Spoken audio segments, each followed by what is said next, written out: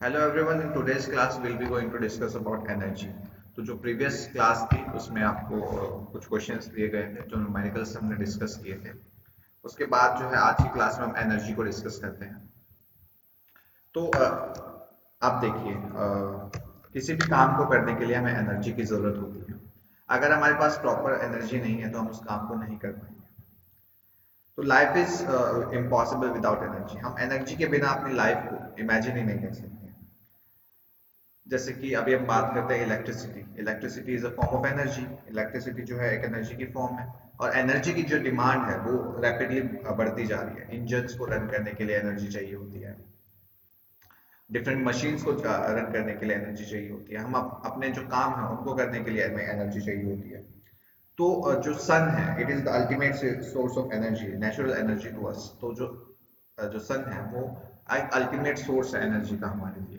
Although उसकी as भी limited है, आने वाले कुछ साल में 4-5 करोड़ साल में वो जो है अर्थ जो आपका सन है वो भी आपका कोलैप्स कर जाएगा, वो खत्म हो जाएगा। और फिर से जो है ह्यूमन जो स्पीशीज है उसका जेनेसिस या किसी और फॉर्म में जो है स्पीशीज का जेनेसिस होगा। ये चलता रहता है, दिस गोज ऑन। जो मोस्ट ऑफ द एनर्जी है जो हम अपने हमारे जो अर्थ है वो कहाँ से डिराइव करती है, वो सन से ही डिराइव करती है। जो हमारी अर्थ है वहाँ उस पे लिविंग जो कंडीशंस है उनको बनाने में सन का बहुत ज़्यादा रोल है। जो ग्रीन हाउस गैसेस है उनका बहुत इंपॉर्टेंट रोल है। लेकिन अभी क्या हो रहा है कि हम ह्यूमन बींग्स ने क्या किया है, हमने जो ग्रीन हाउस गैसेस हैं और जो ऐसी गैसेस है जो पॉल्यूटेंट्स का काम करती हैं, तो उनको उनका जो लेवल है हमने अपने एफर्ट से हम ह्यूमन बींग्स ने अपने मेहनत से जो पॉल्यूशन है उसको बढ़ा दिया है। उससे जो क्या होता है, जो अर्थ है वो और ज़्यादा गर्म होने लगी है। तो उससे जो अर्थ बहुत ज़्यादा गर्म होने लगी है, और इससे जो अर्थ है उसका जो एटमॉस्फेयर है उसकी जो क्लाइमेटिक कंडीशन है वो चेंज होती जा रही है। और इससे क्या हो रहा है, हमारा जो पूरे अर्थ के ऊपर जो बैलेंस था, एक नेचुरल बैलेंस था, वो खत्म होता जा रहा है। जब आप छोटे थे तो आपकी मम्मी आपको नवंबर में ही बड़े मोटे मोटे जैकेट्स,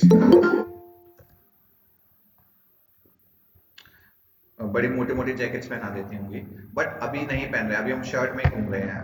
क्यों ऐसा क्यों पॉसिबल हो रहा है? क्योंकि जो डिफरेंट क्लाइमेटिक कंडीशंस हैं वो हमारी जो अर्थ की क्लाइमेटिक कंडीशंस है दे हैव बीन चेंज्ड। तो वो चेंज हो गई है। तो different different climatic conditions have occurred due to the efforts. I won't say these are good efforts, but जो हम ह्यूमन बींग्स ने जो कुछ भी किया है उसकी वजह से जो बैलेंस है अर्थ का वो खराब होता जा रहा है। चलिए वापस बात करते हैं एनर्जी की। We can also get energy from nuclei of the atoms. जो एटम्स के न्यूक्लियाई है, एक लार्ज लार्ज हाइड्रोन कोलाइडर होता है। इसके बारे में किसी ने सुना है? लार्ज हाइड्रोन कोलाइडर 2012 में has anyone have any idea regarding this large hadron collider, God particle? ये चीज़ों के बारे में आप थोड़ा सा गूगल करना, नो सर। आज के बारे में आप गूगल करना, थोड़ा सा सीखने की कोशिश करना। बहुत सही सही चीज़ें आपको जो करंट में सिनेरियो में जो साइंस में फिजिक्स में चल रहा है उसके बारे में आपको पता होगी। चलिए वापस से बात करते हैं। जो लेमन लैंग्वेज है, जो हमारी कॉमन लैंग्वेज है, वहाँ पे जब हम एनर्जी का यूज़ करते हैं तो वो हम उसका जो मायने हैं वो थोड़े से डिफरेंट है, और जो हम साइंस में जो एनर्जी का यूज़ करते हैं उसके थोड़े से मायने थोड़े से अलग हैं। ठीक है।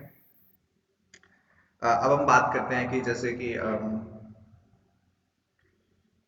Let us consider the following examples. कुछ एग्जांपल्स दिए हुए हैं आपके एनसीईआरटी बुक में, उनको डिस्कस करते हैं ताकि थोड़ा सा हमें पता लगे कि what this book wants to say. Let us consider the following examples. When a fast moving cricket ball hits a stationary wicket, the wicket is thrown away. कोई फास्ट बॉलर है, जैसे मान लीजिए एक मैच था जिसमें एक बॉलर ने बहुत तेज बॉल फेंकी थी, तो उससे क्या हुआ था, जो विकेट्स हैं वो ही बीच में से टूट गई थी, वो उखड़ के चली गई थी। और एक एक बार तो क्या हुआ था, जो स्टंप्स थे वो बिल्कुल टूट गए। कुछ ऑब्जेक्ट जो है, जैसे कि जब हम इस ऑब्जेक्ट को यहाँ पे एक आप कभी वो झूले पे झूले हो, जो एक एक हाइट पे जाता है और फिर नीचे आता है, हम उसको क्या बोलते हैं, रोलर कोस्टर। यस आपने सर। कभी यस। Yes sir. हाँ, उसमें उसमें एक साइंस का बड़ा बढ़िया सा नियम लगता है, उसके बारे में हम इसी क्लास में या आने वाली क्लासेस में पढ़ेंगे। मैं आपको बताता हूँ अपना एक्सपीरियंस कि दिल्ली में एक जगह है एडवेंचर आइलैंड करके। तो वहाँ पे एक बड़ा बढ़िया सा झूला है, जिसके अंदर आप पहले इतनी हाइट पे जाते हो, फिर उसके हाइट पे जाने के बाद ग्रेविटी की वजह से आप एकदम से नीचे आते हो।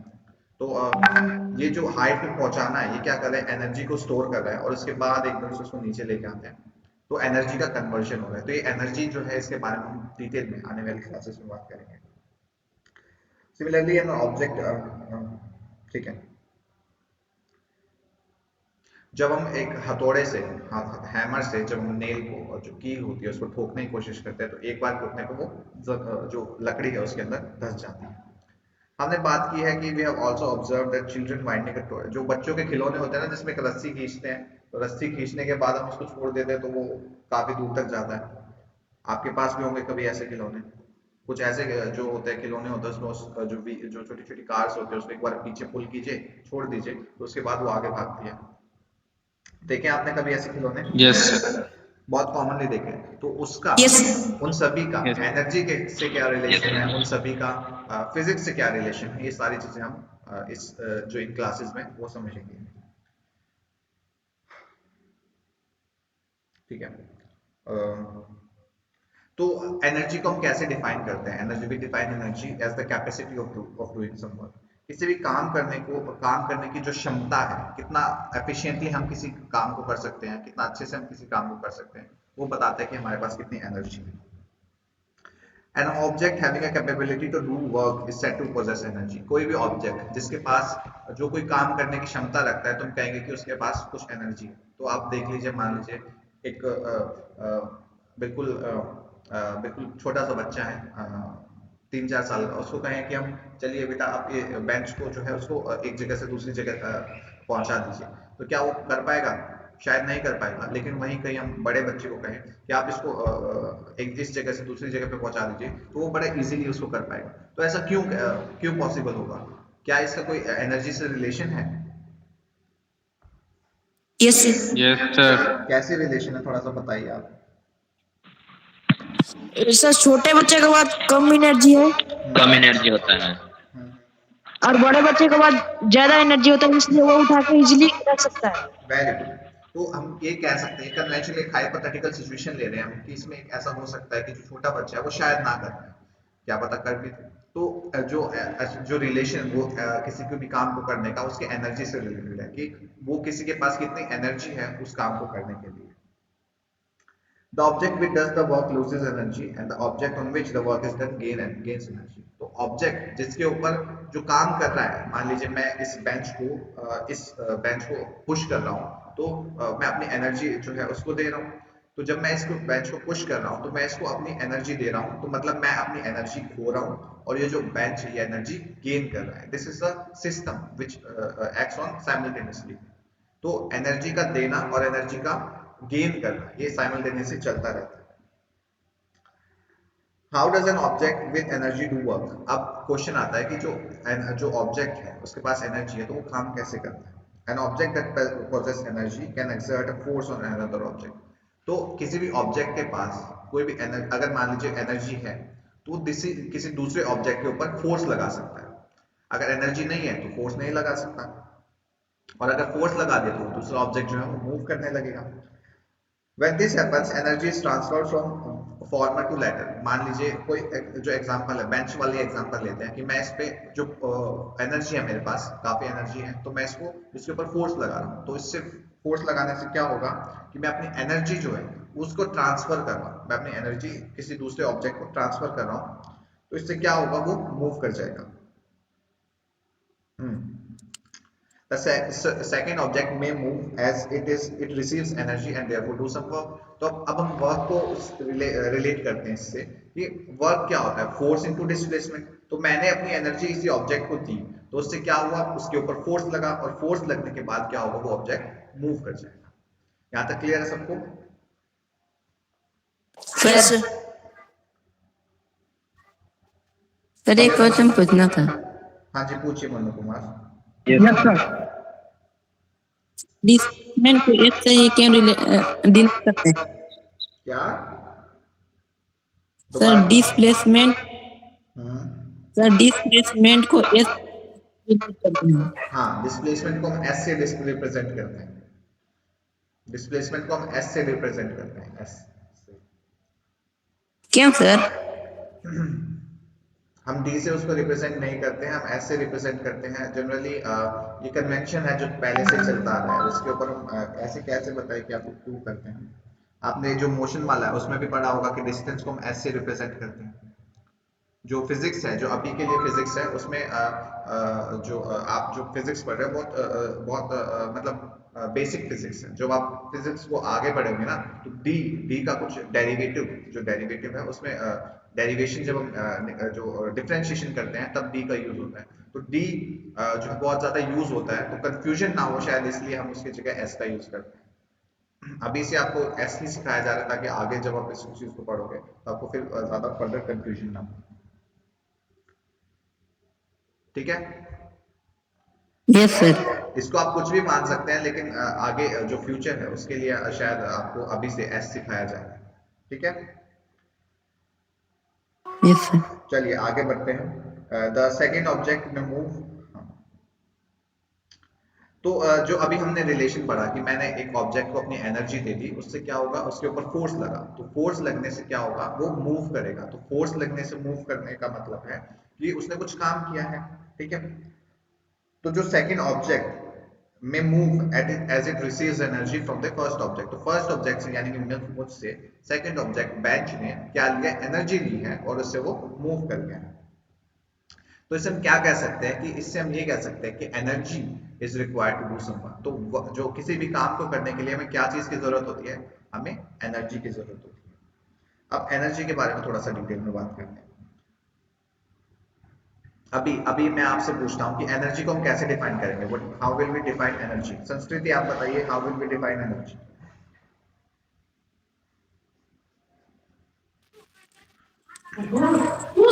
सर बोले। आप संस्कृति हो मनु, संस्कृति बताएंगे। सर मैं तो आप अभी आए हो, क्लास कितने बजे शुरू होती है संस्कृति? आई गेस 9:45 पे होती 9:45 है। और अभी कितना हो रहा है? 9:57 तो आप कितना लेट हो?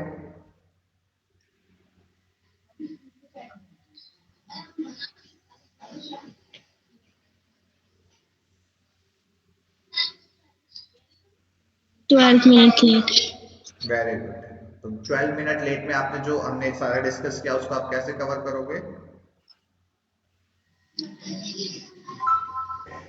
उसको आप YouTube पे जाके कवर करोगे, since this is a okay recorded sir. Session. चलिए मनु कुमार आप बताइए कि जो एनर्जी है उसको हम कैसे डिफाइन करेंगे? Capacity to do work is called energy. Very good, capacity to do some work is called energy. जो किसी भी काम को करने की क्षमता है उसको हम एनर्जी बोलते हैं। देखिए अब यहाँ पे एक मजेदार चीज समझिए कि जो वर्क होता है उसको हम किस चीज में मेजर करते हैं, उसको मेजर करते हैं जूल में, है ना। और हम कितना काम करेंगे ये डिपेंड करता है कि हमारे पास कितनी एनर्जी है। हमारे पास जितनी एनर्जी हम उतना ही काम कर पाएंगे। तो एनर्जी और उसके बीच में, वर्क के बीच में एक डायरेक्ट रिलेशन होता है। इस वजह से इनकी जो यूनिट्स होती है वो भी सेम रहती है। ठीक है, इसलिए हम एनर्जी की यूनिट जो है उसको भी जूल में लिखते हैं और जो हमारा वर्क होता है उसको भी जूल में लिखते हैं। और जो हमारे पास जो व्हाट हैपेंस अनंत। सर एक बार फिर से बताइए। हाँ, I am telling you that there is no physical relay इसके बीच में जो एनर्जी होती है और आपका वर्क होता है उसके बीच में एक डायरेक्ट रिलेशन चलता है। कैसा रिलेशन, कि जो एनर्जी होती है वो ये डिटरमाइन करती है कि हम कितना काम कर पाएंगे, क्योंकि energy is the capacity to do some work. हम कितना काम करेंगे डिपेंड करेगा कि हमारे पास कितनी एनर्जी है। तो उसकी जो यूनिट्स होती हैं वो दोनों सेम हो जाती हैं। तो एनर्जी को भी हम जूल्स में मेजर करते हैं और वर्क को भी हम जूल में मेजर करते हैं। अब आप देखिए कि जो बड़ी बड़ी मशीन्स होती हैं, जैसे कि बड़े बड़े टरबाइंस होते हैं, बड़े बड़े विंड मिल्स होती हैं, तो उनमें क्या होता है, उनमें बहुत ज़्यादा एनर्जी जो है वो जनरेट होती है। बहुत ज़्यादा एनर्जी जनरेट होती है, तो उसको मेजर करने के लिए भी हमें बहुत ज़्यादा हाई यूनिट्स जो है वो चाहिए होती है। तो हम एनर्जी जो बड़े पैरामीटर्स पे, बड़े स्केल पे वो बनती है, उसको हम किलो जूल्स में मेजर करते हैं। और आप जब नेक्स्ट उसमें पढ़ोगे, मतलब नेक्स्ट क्लासेस में पढ़ोगे, तो हम पावर के बारे में बात करेंगे। अब आप ये बताइए कि वर्क स्केलर है या वेक्टर है?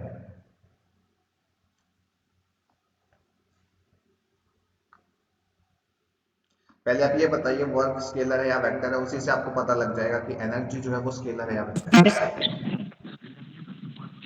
सर स्केलर अब स्केलर क्यों है स्केलर उसको है। बताइए।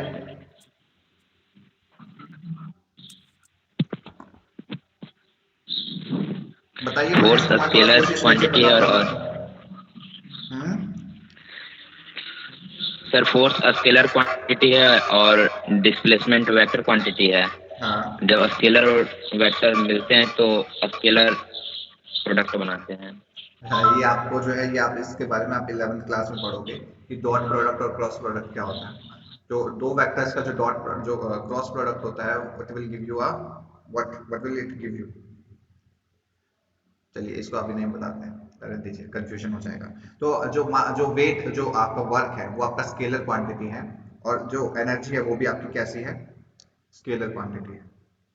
ठीक है, ये दोनों वेक्टर क्वांटिटीज नहीं है। ऑल्दो जो वेक्टर जो फोर्स है वो वेक्टर क्वांटिटी है, डिस्प्लेसमेंट जो वेक्टर क्वांटिटी है, तो लेकिन जो वर्क है और आपके जो एनर्जी है, दीज आर स्केलर क्वांटिटीज। चलिए अब हम बात करते हैं फॉर्म्स ऑफ एनर्जी की। डिफरेंट फॉर्म्स ऑफ एनर्जी हमारी कौन कौन सी हो सकती है। Sanskriti, there must be some trouble with your network. I guess the network from my side is quite good, but it seems some of you are facing this trouble, and for that purpose, we have recorded this session, and this session you can watch it on YouTube as well. तो आज दोपहर तक 12 बजे तक मैं इस session को YouTube पे अपलोड कर दूंगा। तो आप जो बच्चे नहीं जुड़ पा रहे हैं, या फिर जिनको साउंड का जो वॉइस का जो कोई ग्लिच आ रहा है, तो वो वहां पे जाके इस सेशन को फिर से देख सकते सर ये एनर्जी का डिराइव हैं। क्या क्या नीतीश? सर एनर्जी का डिराइव हाँ, डेरिवेशन अभी हम करेंगे, डेरिवेशन थोड़ी देर में करेंगे,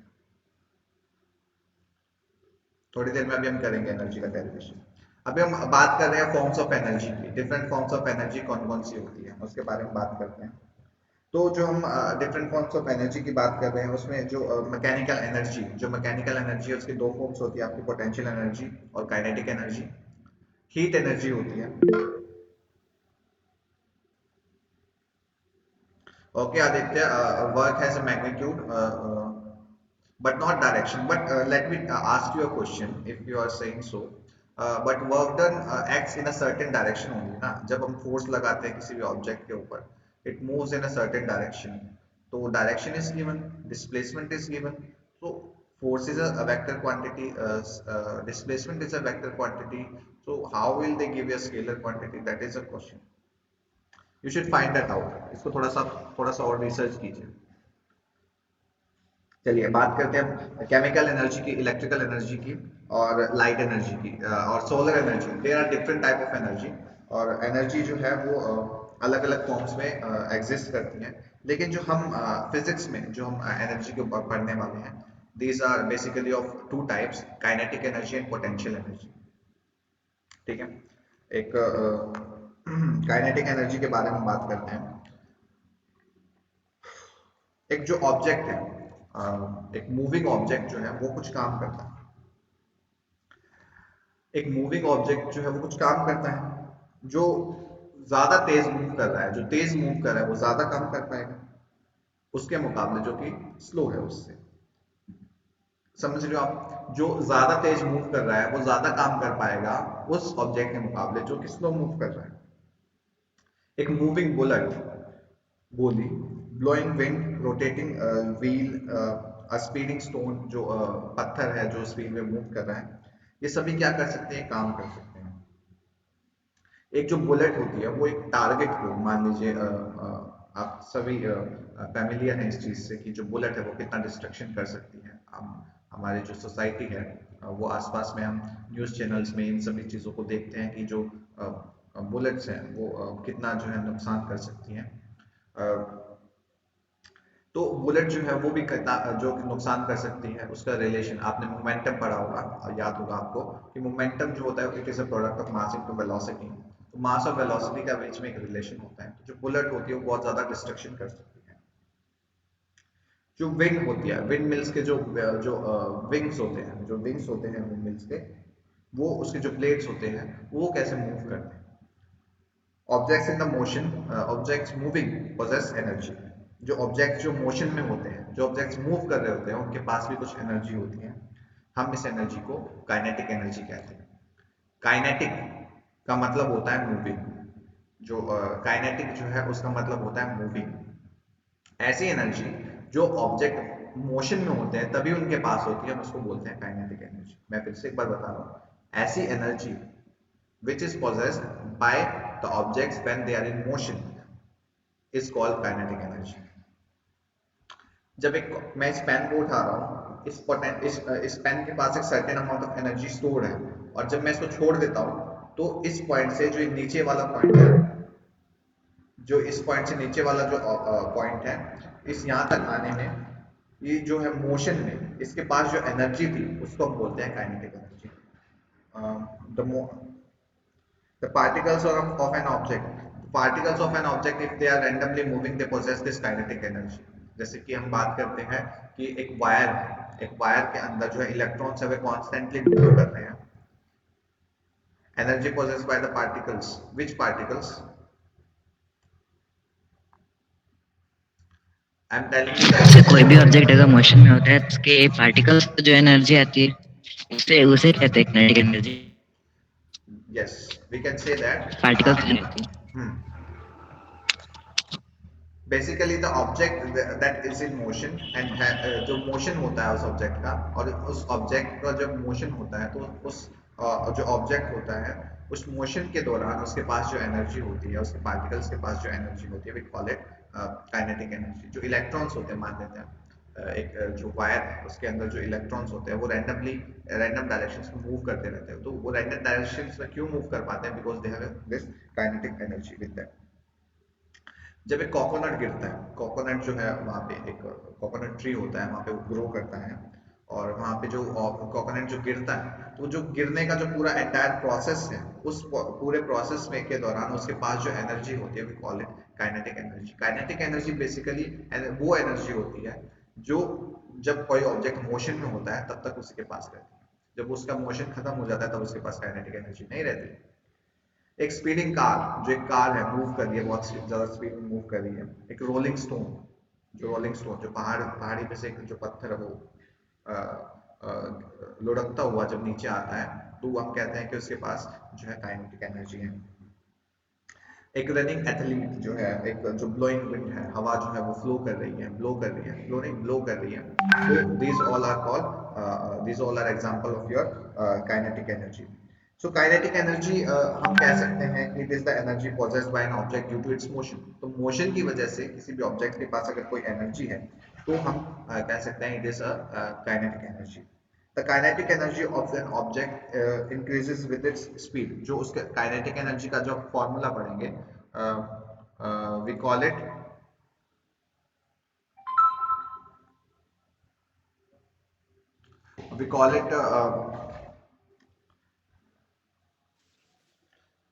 हाफ एम वी स्क्वायर। हम उसको बोलते हैं हाफ एम वी स्क्वायर। तो हाफ एम वी स्क्वायर का जो फॉर्मूला है उसको भी आपको डिराइव करना सिखाऊंगा मैं, may be in this class और in the next class.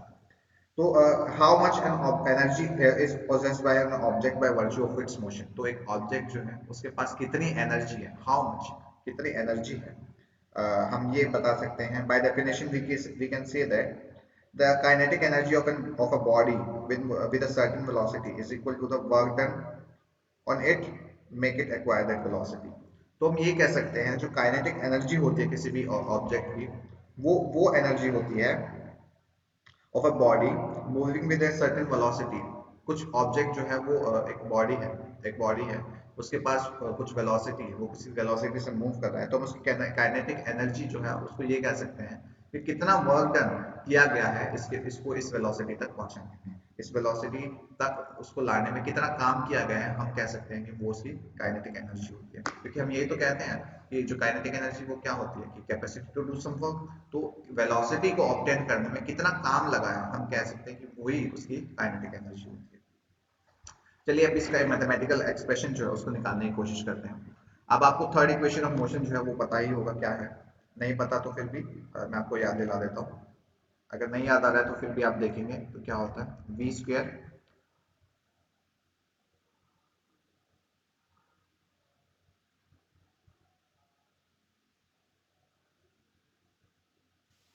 Not sir.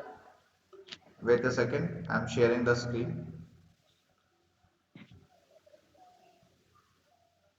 Yeah. अब जो काइनेटिक एनर्जी है उसका एक्सप्रेशन हम निकालेंगे। काइनेटिक एनर्जी का जो एक्सप्रेशन है उसको निकालने की कोशिश करते हैं। डेरिवेशन जो है ये इंपॉर्टेंट है। लास्ट ईयर जो पेपर हुआ था आपका फाइनल एग्जाम 9th क्लास का, उसमें एक क्वेश्चन आया था कि derive the expression for kinetic energy of an object. तो this is a very important question. तो डेरिवेशन से आपकी फिजिक्स में बहुत इंपॉर्टेंस रखती है, उसको आप जरूर से करें। तो मान लीजिए एक ऑब्जेक्ट है जिसका मास m है, मान लेते हैं m ऑब्जेक्ट है जिसका मास है, एक ऑब्जेक्ट है उसका मास है m, ठीक है।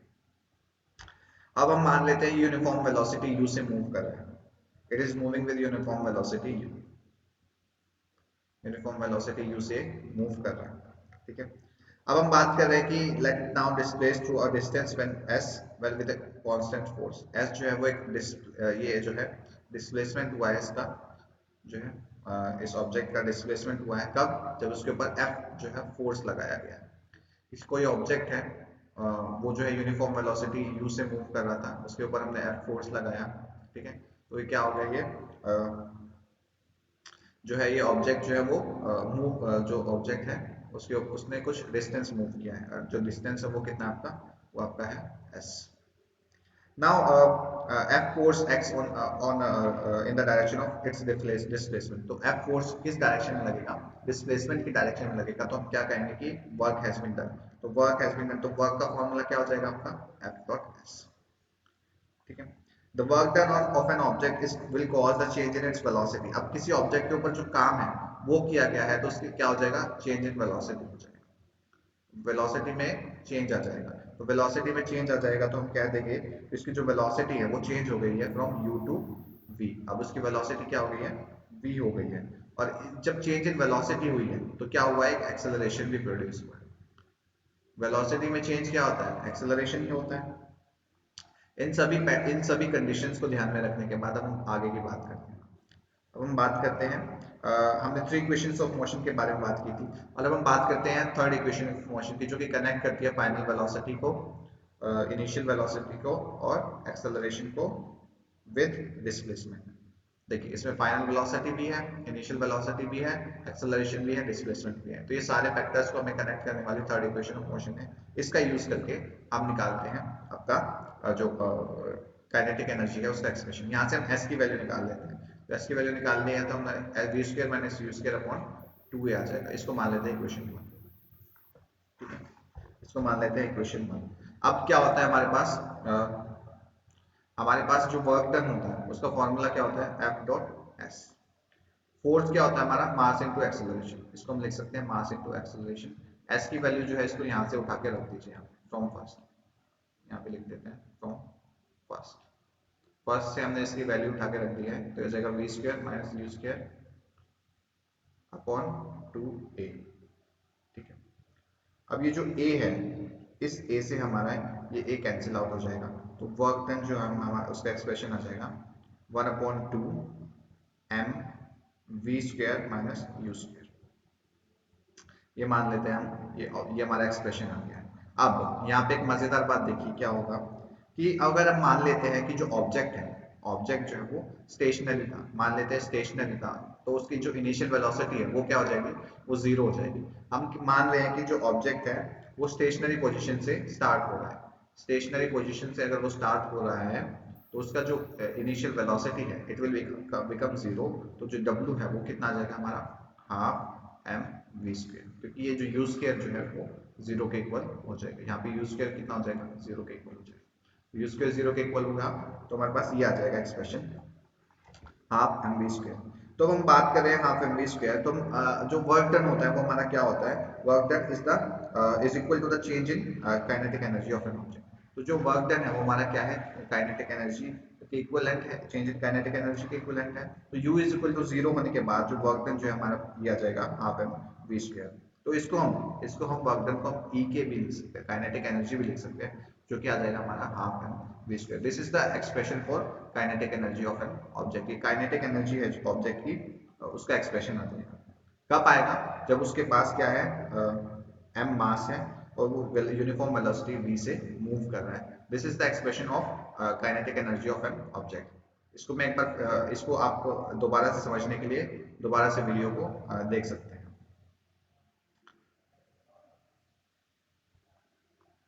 Is this clear to everyone?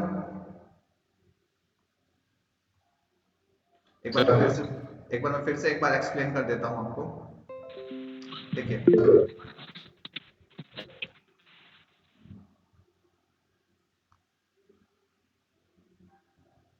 Okay, I am explaining it once again.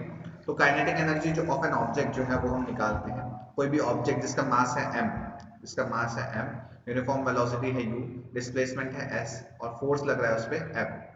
तो ये सारे फैक्टर्स को हमने कंसीडर किया है। तो वर्क डन क्या होता है किसी भी ऑब्जेक्ट का, वर्क डन होता है आपका फोर्स इनटू डिस्प्लेसमेंट। तो फोर्स इनटू डिस्प्लेसमेंट जैसे ही हुआ, आपको ये आपका एक एक्सप्रेशन आ जाएगा हमारा कि हमारा जो वर्क डन है it is like this only. तो हमने बात किया कि जो वेलोसिटी है उसका चेंज है u/v। तो जब हम कोई ऑब्जेक्ट है यूनिफॉर्म वेलोसिटी u से मूव कर रहा है, तो यूनिफॉर्म वेलोसिटी u से मूव कर रहा है, तो उसके ऊपर हमने क्या किया, एक फोर्स लगाया F। तो जब हमने उसके ऊपर F फोर्स लगाया है, तो वो मूव कर गया है कुछ डिस्टेंस s। तो s डिस्टेंस उसने मूव कर दिया, तो u से जो है वो मूव कर गया है कुछ डिस्टेंस।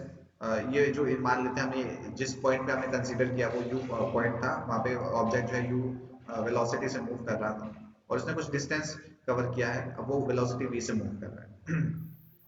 तो उसकी चेंज इन वेलोसिटी से क्या होगा, चेंज इन वेलोसिटी से एक एक्सेलरेशन प्रोड्यूस हो जाएगा। Change in velocity will give rise to acceleration.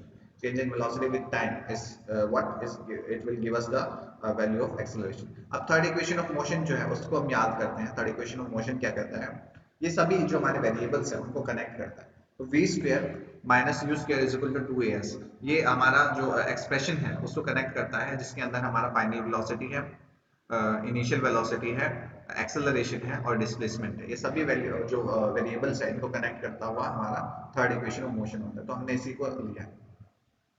अब इससे हम s की वैल्यू निकाल देंगे, s निकाल देंगे, जो s है उसकी वैल्यू हम निकाल देंगे यहाँ पे।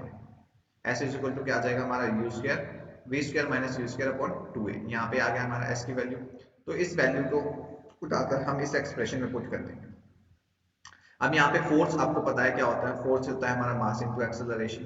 फोर्स हमारा मास इनटू एक्सेलरेशन होता है, उसकी वैल्यू भी हमने यहाँ पे पुट कर दी। तो दो वैल्यूज हमने इस इक्वेशन में पुट कर दी है। तो फोर्स की जगह हमने लिख दिया मास इनटू एक्सेलरेशन, एस की जगह हमने लिख दी ये वाली वैल्यू। तो इसको हमने पुट कर दिया। तो इसके बाद देखा हमने कि डिनोमिनेटर में एक्सेलरेशन था, तो एक्सेलरेशन से एक्सेलरेशन जो a से a था वो कैंसिल आउट कर दिया। तो हमारे पास आ गया w is equal to half m v square minus u square. तो जब हमारे पास ये आ गया तो हमने क्या किया है, ये हमारा expression, this is our expression, this is our expression. उसके बाद हमने क्या किया, हमने कंसीडर कर लिया है कि जो ऑब्जेक्ट जो है वो काइनेटिक एनर्जी में क्या होता है, ऑब्जेक्ट जो है मोशन में रहता है तभी हम कंसीडर करते हैं। तो हमने मान लिया कि जो ऑब्जेक्ट जब स्टार्ट हुआ उसकी इनिशियल वेलोसिटी क्या थी, u जो है वो 0 थी। तो इस केस में क्या हो गया, हम मान रहे हैं कि जो ऑब्जेक्ट है वो स्टेशनरी पोजीशन से स्टार्ट हो रहा है। तो उस केस में क्या हो जाएगा, आपका u जो है उसकी वैल्यू 0 हो जाएगी। तो u की वैल्यू 0 रख देंगे तो हमारे पास ये एक्सप्रेशन आ जाएगा w is equal to half m v square. और हम जानते हैं कि जो वर्क डन होता है वो क्या होता है, it is equal to change in kinetic energy. जो काइनेटिक एनर्जी है उसके अंदर चेंज आएगा वो वर्क डन के इक्वल होगा। ठीक है, तो हम कह सकते हैं कि u 0 होने के बाद हमारा जो वर्क डन होगा वो हमारा किसके इक्वल हो जाएगा, हमारा एनर्जी के इक्वल हो जाएगा। तो इस एक्सप्रेशन को हम चेंज कर सकते हैं। जो एनर्जी है E के denote your kinetic energy, E के जो है आपका काइनेटिक एनर्जी डिनोट करेगा और ये it will come out to be half m v square. ये हाफ m v स्क्वायर के बराबर आ जाएगा। I hope this is clear to you now. अगर नहीं है तो आप इसको यूट्यूब पे एक बार फिर से देख लेना, तब आपको फिर से ये समझ में आ जाएगा। Okay, thank you so much. इससे रिलेटेड जो न्यूमेरिकल्स आप उसको करने की कोशिश कीजिए, इसको करने की कोशिश कीजिए। और बाकी नेक्स्ट क्लास में हम करने की कोशिश करेंगे जो भी है। 2 क्लासेस में आपकी, नेक्स्ट 2 क्लासेस में आपका चैप्टर फिनिश हो जाएगा और इसके बाद जो हमारा स्ट्रक्चर ऑफ एटम है हम उसको स्टार्ट करते हैं। So thank you so much.